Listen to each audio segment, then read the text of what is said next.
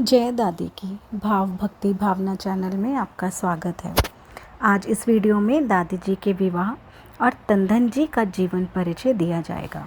दादी जी के जन्म की कथा व उनके पूर्व जन्म की कथा से संबंधित एक वीडियो पहले ही इस चैनल पे है, जिसमें लाडो बाई नारायणी की बाल लीला के नाम से आप सर्च करके उनके जीवन में बचपन और उनका पूर्व जन्म जान सकते हैं।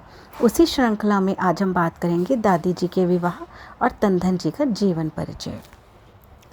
लाडो बाई नारायणी का विवाह अग्रवाल कुल के शिरोमणि हिसार राज्य के मुख्य दीवान सेठ श्री जालान दास जी बंसल के सुपुत्र श्री तंधन जी के साथ मंगसिर शुक्ला नवमी को संवत 1351 मंगलवार को महमनगर में हुआ था। कहते हैं विवाह समारोह की धूम आसपास के नगरों में भी मची हुई थी। इनके पिताजी ने जो दहेज दिया था उसमें हाथी, घोड़े, ऊंट, सैकड़ों छबड़े सामान से भरे हुए थे। सबसे विशेष वस्तु एक श्याम वर्ण की घोड़ी थी। अब हम बात करते हैं तंधन दास जी के जीवन परिचय के बारे में। इनका जन्म वैश्य जाति में महाराज अग्रसेन जी के सुपुत्र वीरभान जी के वंश में हुआ था। इनके वंशज बंसल गोत्री कहलाए।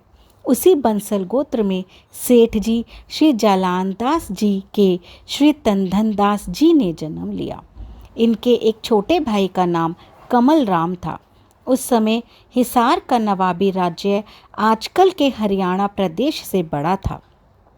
उसी नवाबी राज्य हिसार के श्री जालान दास जी मुख्य दीवान थे। इनकी न्यायप्रियता की धाक दूर दूर तक राज्यों में थी। ये चतुर व कर्मष्ठ थे। विवाह के बाद भी तंधन दास जी सायकार अपने ससुराल वाली घोड़ी पर सैर करने हिसार में जाया करते थे। नवाब के पुत्र शहजादे को दोस्तों ने भड़काया कि जैसी घोड़ी दीवान की लड़की के पास है वैसी तेरे राज्य में नहीं है। शहजादा तो घोड़ी देखकर पहले से ही जला भुना बैठा था। दोस्तों की बातों में आकर और उसने नवाब साहब के पास गया और घोड़े लेने की हट की। नवाब ने दीवान साहब को बुलाकर घोड़ी मांगी। दीवान जी ने कहा, मालिक ये घोड़ी मेरी नहीं है, लड़के को ससुराल से मिली है, वह घोड़ी नहीं देंगे, आप क्षमा करें। समय व संस्कार की बात है। नवाब ने घोड़ी छीनने का प्रयत्न किया। संघर्ष में बहुत से सैनिक सेनापति सहित मारे गए। भाग दौड़ पलटन गई। यह देखकर नवाब ज़्यादा निराश हो गया और दोस्तों की बातों में आकर दीवान जी की हवेली से घोड़ी लाने आधी रात को गया। नया आदमी देखकर घोड़ी हिनहिनाने लगी। शाम हो गई। श्री तंधन दास जी भाला लेकर उस ओर चले। भाले के एक वार से नवाब ज़्यादा मारा गया। दीवान जी ने मिलकर विचार किया कि तुरंत हिसार छोड़कर झुंझुनू नवाब के पास जाने का निर्णय किया, क्योंकि हिसार और झुंझुनू के नवाबों की आपस में लड़ाई व शत्रुता थी। रातों रात हिसार से परिवार सहित दीवान जी चल पड़े। उधर सुबह होने पर नवाब ने शहजादे को महल में नहीं देखा। चारों ओर तलाश की। अंत में दीवान जी की हवेली में शहजादे की लाश पाई गई। नवाब के महल में कोहराम मच गया। नवाब ने सेना को तुरंत दीवान को पकड़ लाने का आदेश दिया।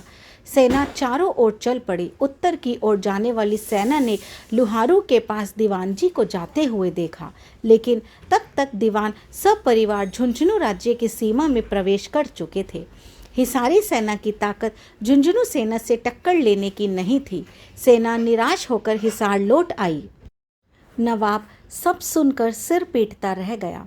इधर श्री जालान दास जी सब परिवार झुंझुनू पहुंचने पर नवाब साहब ने शाही तरीके से स्वयं सीमा पर आकर उनका सम्मान किया और उन्हें दीवान पद दिया। उन्होंने हिसार से भी उच्च कोटि का कार्य कर जनता व नवाब के विश्वास पात्र बनकर शानदार ढंग से रहने लगे।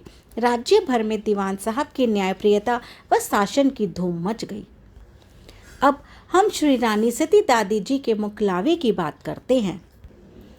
मुकलावा और सती होने का जो प्रसंग है वो मैं अगले वीडियो में आपको बताऊंगी। इसी तरह की धार्मिक वीडियो को जानने के लिए, सुनने के लिए और कथाओं को समझने के लिए इस चैनल को लाइक करें, शेयर करें, सब्सक्राइब करें। जय दादी की।